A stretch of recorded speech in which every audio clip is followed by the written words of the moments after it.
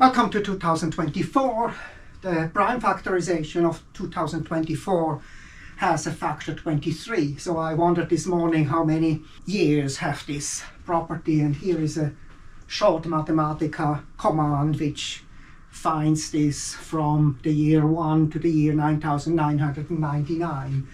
Look at how short this is. This is a beautiful language where you can write things in such a short way. By the way, select is really the grep what you have in Unix, and when I was in college I got acquainted the first time with the Unix machine at ETH. It just arrived. It was a beast, a large machine. For me, just a life changer. Not so much about the machine, but the way to think. And grep, selecting things out, is something very, very important, for example, when you are searching things. Also going back to a little bit to memory lane, when I was in first grade, we had this Cuisinaire material. So for me, still numbers are connected with colors. So this is 10, this is 9, this is 8, this is 7.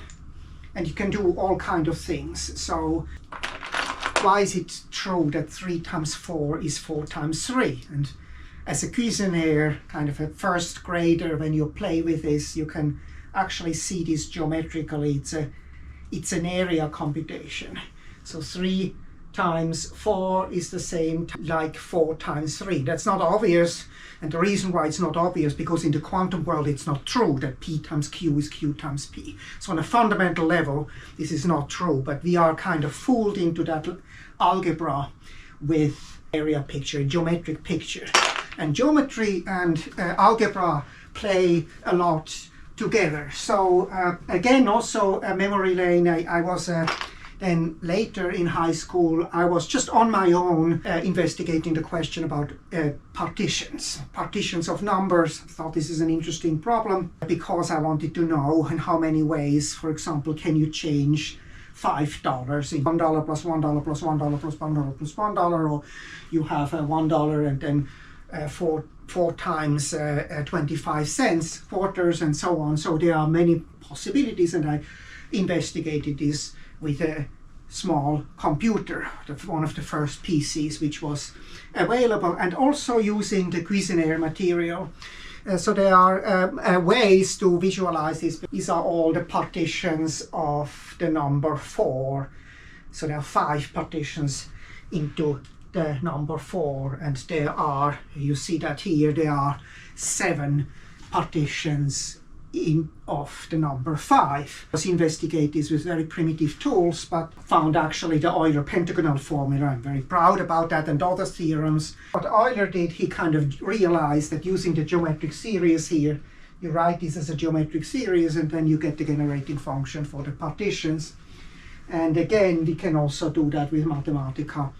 Actually write this Taylor series of this function here, and you see kind of that there are 5 partitions with 4 elements and 7 partitions of the number 5. So there are 5 ways to write 4 as a sum of positive integers, and there are 7 ways to write 5 as a sum of positive integers. These days I'm looking at partitions again, but in the context of graph theory.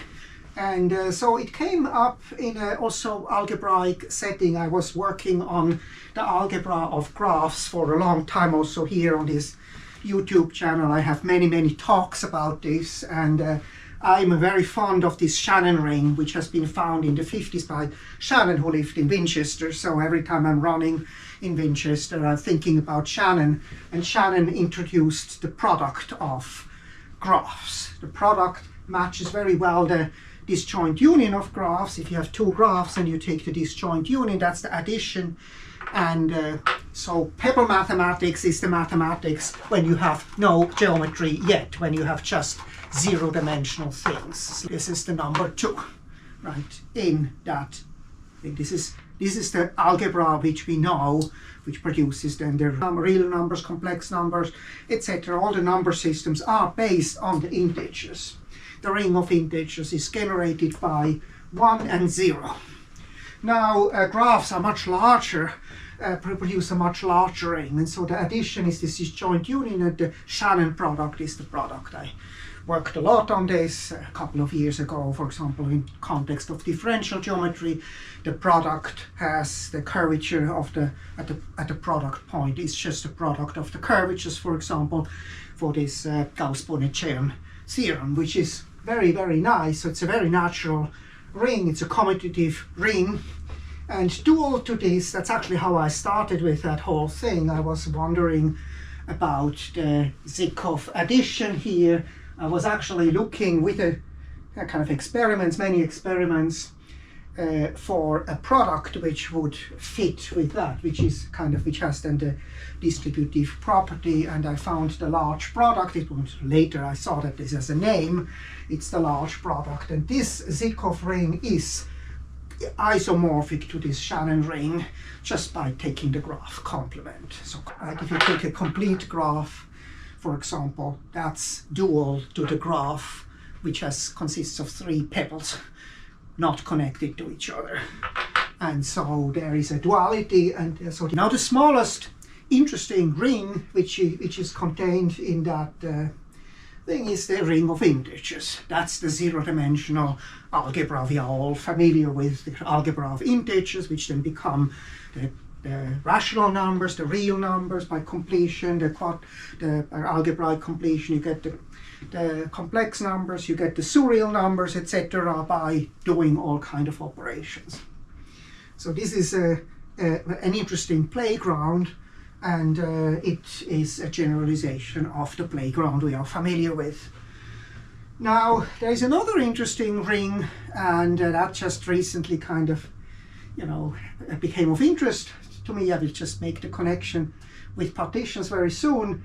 It's the smallest ring which contains these integers and which is closed under the operation of taking graph complements. So this is actually you can see that in the Shannon picture, this is just the disjoint union of complete graphs. And in the case of the Zykov ring, it's the finite join of finitely many zero-dimensional graphs. So it's a very interesting thing, and you can identify this naturally with the ring of polynomials with one variable.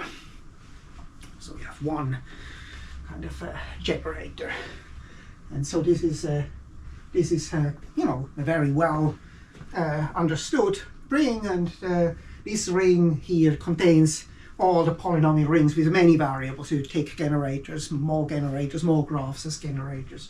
So any polynomial ring with finitely many or infinitely many variables can be realized here in this Shannon ring or Zykov ring. So now how did I get to this? When I was looking at the Sard theorem. So the Sard theorem tells you what happens when you look at the level sets of a function in a manifold. In the discrete, when you have a function which takes real values, you can ask yourself what is the meaning of this level surface. And what I showed is kind of if you have a manifold, a discrete manifold, and c is a value which is not attained by the function, then you have this is the f of minus 1 of c is a manifold. Again, a hyper surface. In November, December of last year, this works also with functions of several variables.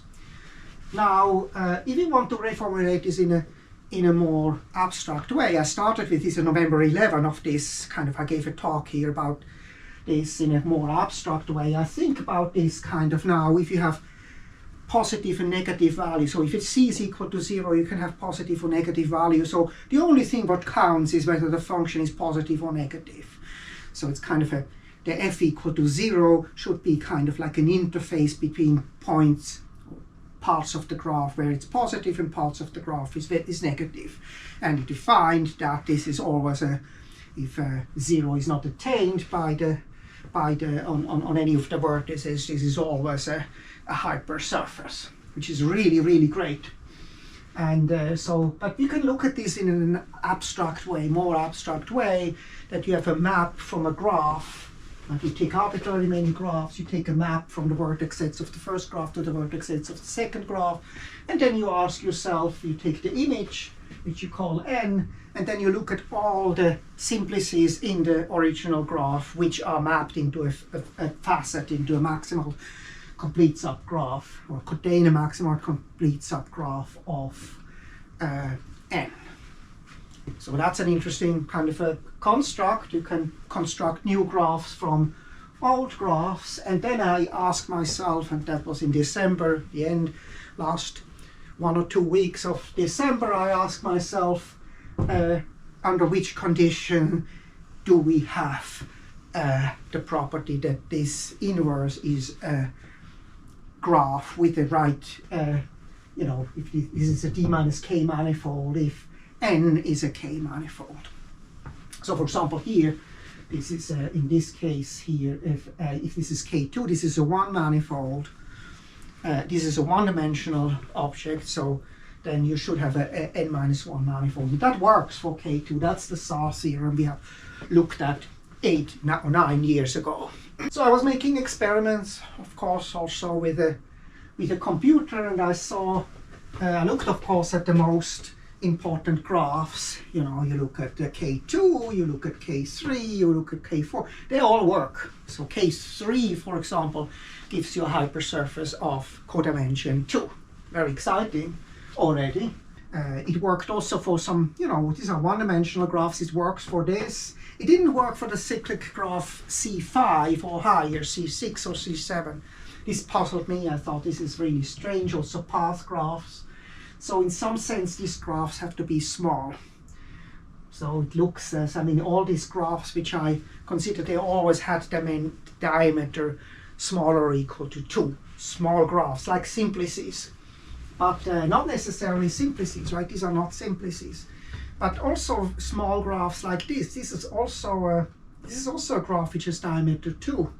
Right? The wheel graph with all, this actually has, this has diameter 2, right? The maximal distance is 2. So it's not the diameter which matters. So also this is a very small graph of diameter 2. The rabbit graph also doesn't work.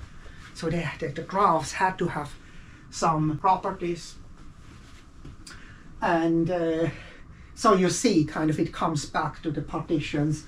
So the answer is, of course, the good graphs, can be algebraically generalized. These are the graphs in M, in this ring, the smallest ring, which is invariant on the graph complement and contains the integers. So that's the graph, and this is a very well-known class of graphs. They are called multi-partite graphs, like bipartite graphs or complete graphs, or it's actually more general, it's the join of arbitrary many zero-dimensional graphs. For example, here, this is the join of two points. This is what is this? This is the join of a point with a 2-point graph. So a 2-point, and so this is K12, this is K111, this is K22, this is K222. So maybe I write this down. So this is this is K3, this is K15, this is K211, this is K222, this is K221, this is the K113, this is the K22, this is the K2.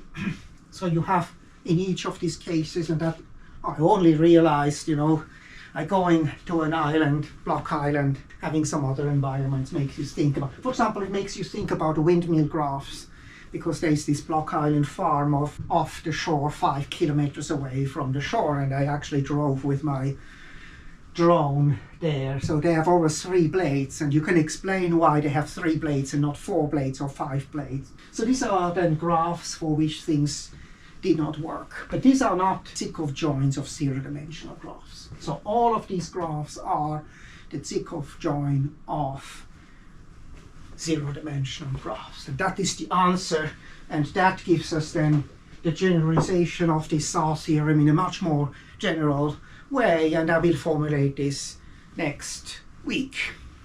That's it for today.